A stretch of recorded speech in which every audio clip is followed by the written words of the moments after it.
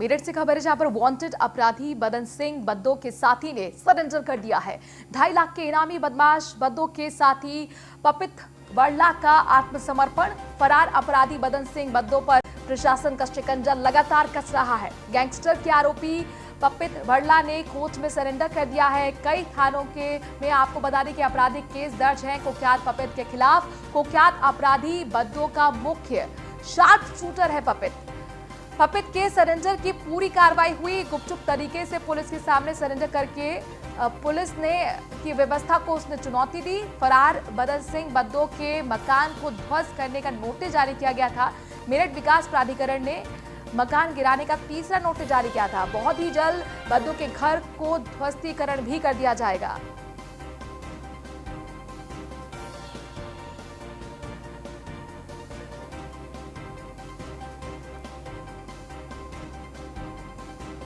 इस वक्त की बड़ी खबर अपने दर्शकों को बता दें, वांटेड अपराधी बदन सिंह बद्दो के साथी ने सरेंडर कर दिया है। 2.5 लाख के इनामी बदमाश बद्दो के साथी पपित का आत्मसमर्पण। फरार अपराधी बदन सिंह बद्दो पर प्रशासन का शिकंजा लगातार कस रहा है। उसके साथी ने कोर्ट में सरेंडर कर दिया है। जाहिर तौर पर अब बद्दो तक पहुंचना काफी हद तक पुलिस के लिए आसान होने वाला है। मोस्ट वांटेड की लिस्ट में बद्दो शामिल है और इसके साथी पपित, जो कि शार्प शूटर कहा जाता है, उसने आत्मसमर्पण कर दिया है कोर्ट में। इसके साथ ही कार्रवाई अब ध्वस्तीकरण की भी बद्दो के घर के खिलाफ होने वाली है। यानी कुल मिलाकर प्रशासन शिकंजा कसता हुआ बद्दो के खिलाफ। मेरठ विकास प्राधिकरण 3 नोटिस जारी कर चुका है ध्वस्तीकरण को लेकर। वांटेड अपराधी बदन सिंह बद्दो के साथी ने सरेंडर कर दिया है। इस वक्त की बड़ी खबर, 2.5 लाख के इनामी बदमाश बद्दो के साथी पपित वर्ला का आत्मसमर्पण। फरार अपराधी बदन सिंह बद्दी पर प्रशासन का शिकंजा लगातार कस रहा है। गैंगस्टर के आरोपी पपित वर्ला ने कोर्ट में सरेंडर कर दिया है। कई थानों में आपराधिक केस दर्ज हैं कुख्यात पपित के खिलाफ। पपित शार्प शूटर है।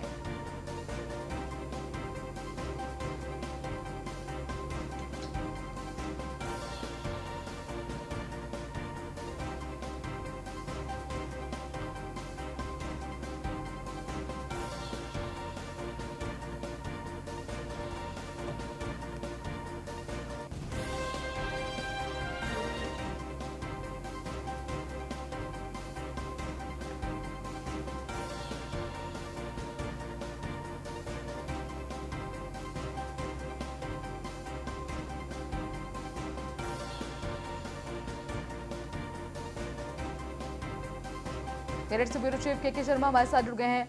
के जाहिर तौर पर कोर्ट में सरेंडर करना पपित का कहीं ना कहीं अब ये दिखा रहा है कि बद्दो तक पहुंचना काफी आसान है पुलिस के लिए। आसान भी है और मुश्किल भी है, क्योंकि जहां एक तरफ प्रशासन ने उनके घर के ध्वस्तीकरण की कार्रवाई अंतिम सीमा तक पहुंचा दी है, वहीं पर पुलिस को धता बताते हुए वर्ला का कोर्ट में सरेंडर करना बताता है कि पुलिस और प्रशासन का शिकंजा जरूर कसा है, लेकिन कोई ना कोई पुलिस में ऐसा व्यक्ति भी है जो अप्रत्यक्ष रूप से इनकी मदद कर रहा है।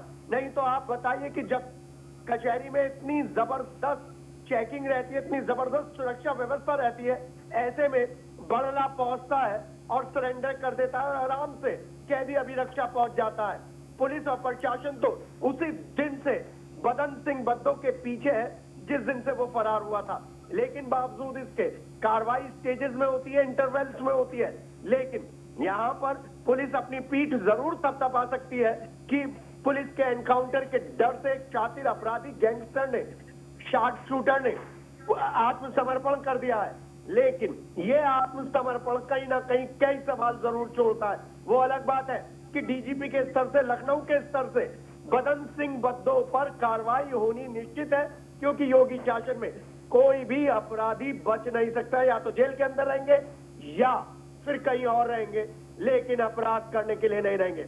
यहाँ पर तरह तरीके की बड़ी सरगर्मी है इस समय कचहरी में, क्योंकि अभी कैदी अभिरक्षा में रखा गया है वर्ला को और वहां से सीधे लिया जाएगा। हम आपको बता दें, न्यूज 1 इंडिया के दर्शकों को बता दें कि ब्रह्मपुरी थाने में इसके खिलाफ केस दर्ज हुआ था। अब देखना यह है कि न्यायिक हिरासत की जाती है या इसको फाइनली जेल भेजा जाता है।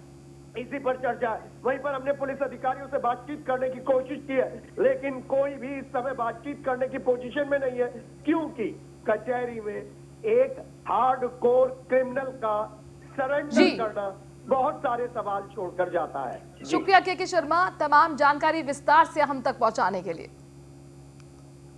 झांसी में एमएससी मतगणना के दौरान बीजेपी नेताओं का जमकर हंगामा हुआ। बीजेपी नेता प्रदीप सरोगी ने एसपी सिटी से धक्का मुक्की की। एसपी सिटी विवेक त्रिपाठी के साथ हाथापाई हुई।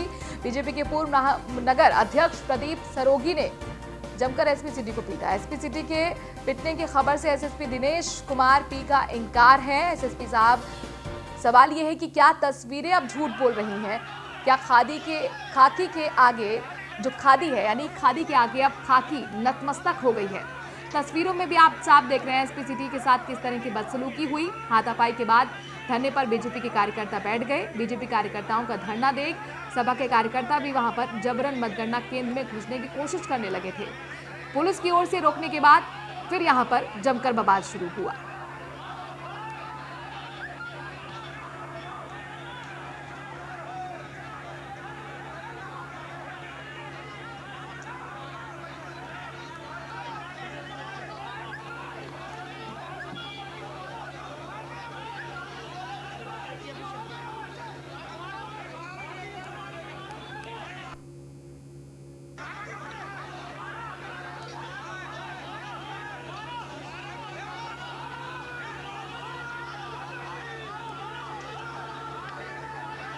तो आप देख रहे हैं एसपी सिटी के साथ किस तरह की धक्का मुक्की हो रही है, लेकिन यहाँ पर एसपी सिटी के पिटने की खबर को एसएसपी दिनेश कुमार ने इनकार कर दिया है। सवाल ये है कि एसएसपी साहब, क्या तस्वीरें झूठ बोल रही हैं? क्या खादी के आगे खाकी नतमस्तक हो गई है? क्योंकि आप खुद देख पा रहे हैं इन तस्वीरों के माध्यम से कि किस तरीके से एसपी सिटी के साथ बीजेपी के कार्यकर्ता, बीजेपी के नेता धक्का मुक्की कर रहे हैं, उनको जमीन पर तक गिरा देते हैं। लेकिन शायद एसएसपी दिनेश को ये कुछ भी दिख नहीं रहा, या फिर वो जानबूझकर देखना नहीं चाहते।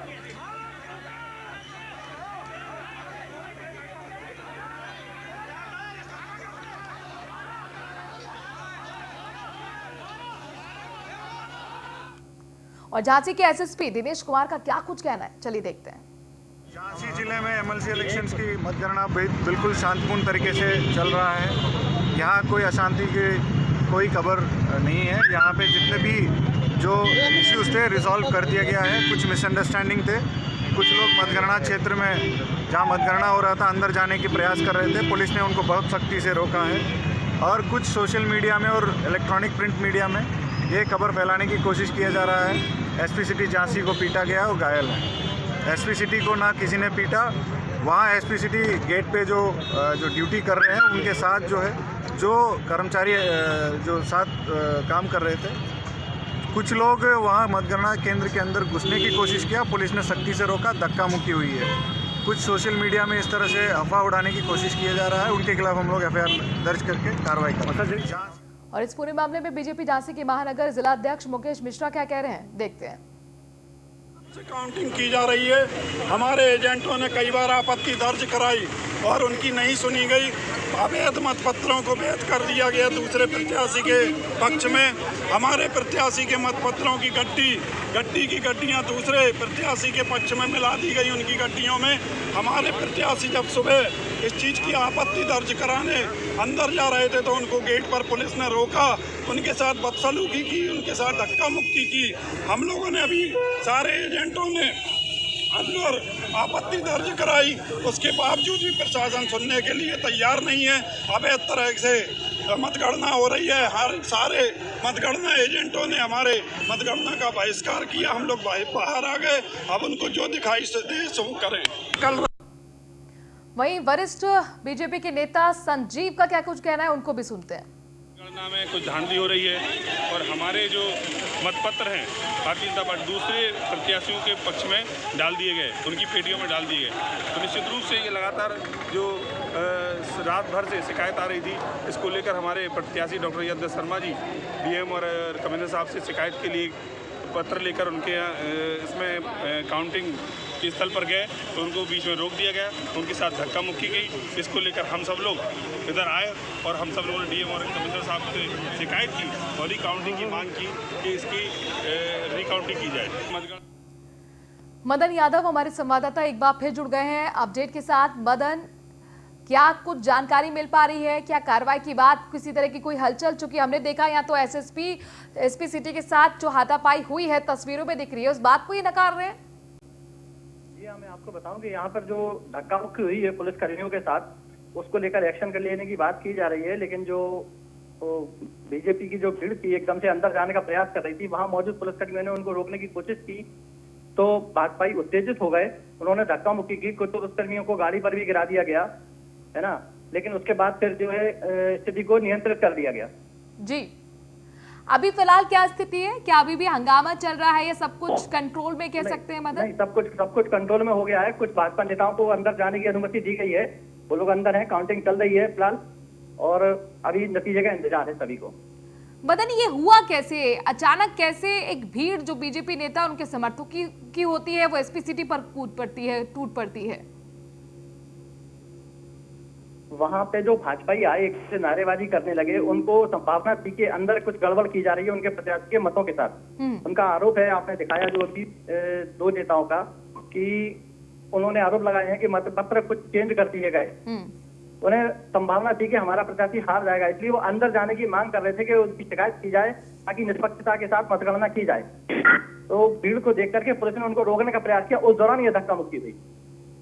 जी, लेकिन यहाँ पर एसएसपी सिटी का ये कहना कि किसी तरह की कोई धक्का मुक्की नहीं है, जबकि आपने ही जो वीडियो भेजा है वो हम दिखा भी रहे हैं। तो इस वीडियो को क्या उन्होंने नहीं देखा? क्या वो नहीं देख पा रहे हैं कि एसपी सिटी वहां पर गिर गए हैं, उनके साथ अच्छी खासी बदसलूकी हुई है? नहीं, जो जिस पुलिसकर्मी के साथ धक्का मुक्की हुई है वो हेलमेट पहने हैं और पूरी तरह से कवर्ड हैं, चेहरा उनका कहीं क्लियर दिखाई नहीं दे रहा है। मैं बताऊं आपको, वो कोई पुलिसकर्मी है जिनके साथ धक्का मुक्की हुई है। इस बात को उन्होंने एसएसपी ने नकारा है कि मेरे एसपी सिटी के साथ कोई धक्का मुक्की नहीं हुई है, ना ही वो घायल है। पुलिसकर्मी सुरक्षा में थे, उनकी और कुछ लोगों की धक्का मुक्की वहां पर। ठीक है, शुक्रिया मदन तमाम जानकारी हम तक पहुंचाने के लिए। तो यहाँ पर एसएसपी सिटी की तरफ से नकारा गया है इस खबर को कि एसपी सिटी के साथ किसी तरह की धक्का मुक्की हुई, लेकिन तस्वीरों में आप देख सकते हैं हालांकि ये भी सच है कि हेलमेट लगा हुआ है। और सवाल यह है कि जो दादागिरी बीजेपी के नेताओं की तरफ से दिखाई गई है उसके खिलाफ कार्रवाई क्या होगी और कब तक होगी? आप देखिए किस तरीके से जब काउंटिंग चल रही है उस कॉलेज के अंदर, इसके गेट के बाहर बीजेपी के नेता किस तरीके से सत्ता के नशे में चूर होकर एसपी सिटी से ही उलझ पड़ते हैं। एसपी सिटी अपनी ड्यूटी कर रहे थे, सुरक्षा व्यवस्था को संभाल रहे थे, लेकिन चूंकि बीजेपी के नेता को ये आशंका थी कि अंदर कुछ गड़बड़ हो रहा है, मतपत्र बदले जा रहे हैं, उनका उम्मीदवार हार सकता है, और इसीलिए बौखलाहट आप तस्वीरों में बीजेपी नेताओं की देख पा रहे हैं। लेकिन सवाल ये है कि जब सत्ता बीजेपी की है तो फिर आखिरकार बीजेपी नेताओं को क्या अपने ही सिस्टम पर भरोसा नहीं है? आखिरकार क्यों नतीजों का इंतजार बीजेपी के नेता और उनके समर्थकों ने नहीं किया?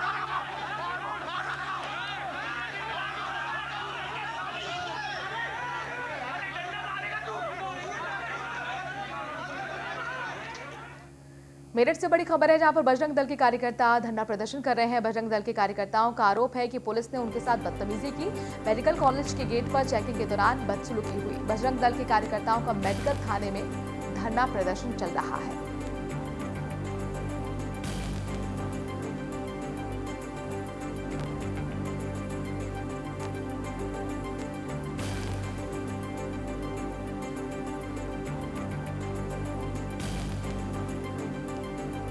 मेरठ से बड़ी खबर है जहां पर बजरंग दल के कार्यकर्ता ने पुलिस पर बदसलूकी का आरोप लगाया। आप देख सकते हैं काफी गहमा गहमी भी दिख रही है बजरंग दल के कार्यकर्ताओं और पुलिस के बीच में। हालांकि ऐसी क्या बात रही ये समझना होगा, लेकिन इन सब के बीच में इस वक्त बजरंग दल के तमाम सदस्य धरने पर बैठ गए हैं।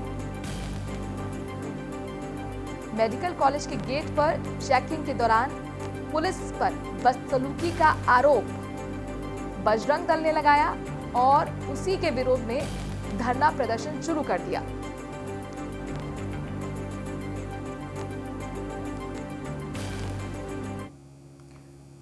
ब्यूरो चीफ मेरठ से हमारे साथ के शर्मा जुड़ गए हैं। के जरा पूरा मामला बताइए, हुआ क्या?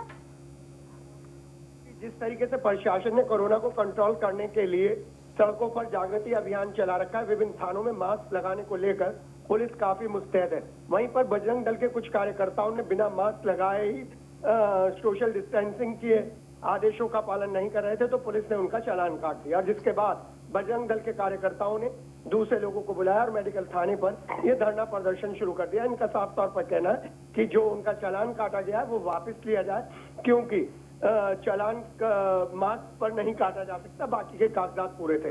लेकिन जिस तरीके से एपिडेमिक एक्ट है उसके अंतर्गत विभिन्न थानों में मेरठ पुलिस ने यह अभियान चला रखा है कि लोग मास्क पहनकर सोशल डिस्टेंसिंग का पालन करते हुए पब्लिक प्लेसेस पर जाएं।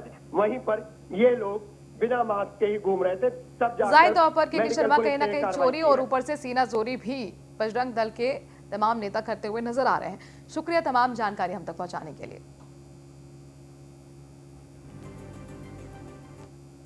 अखिलेश यादव ने ट्वीट कर बीजेपी पर सरकार पर निशाना साधा है। उन्होंने सरकार को किसान विरोधी बताते हुए किसानों के खिलाफ षड्यंत्र रचने की बात कही है।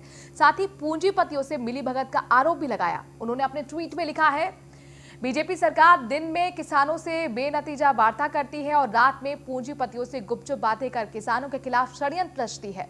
बीजेपी सरकार वार्ता को लंबा खींचकर भी आंदोलन को कमजोर ना कर पाएगी, क्योंकि देश किसानों के साथ है। किसानों को सत्ता कर बीजेपी सत्ता में नहीं रह सकती।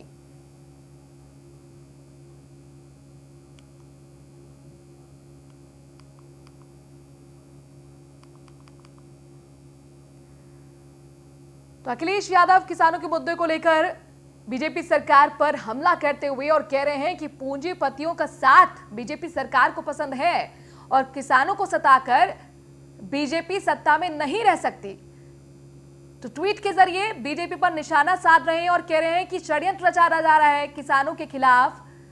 एक तरफ दिन में बेनतीजा बैठक करते हैं किसानों के साथ और रात में पूंजीपतियों से गुपचुप बातें कर किसानों के खिलाफ ही षड्यंत्र रचते हैं। बीजेपी सरकार वार्ता को लंबा खींचकर भी आंदोलन को कमजोर नहीं कर पाएगी, क्योंकि पूरा देश किसानों के साथ है। किसानों को सताकर बीजेपी सत्ता में नहीं रह पाएगी।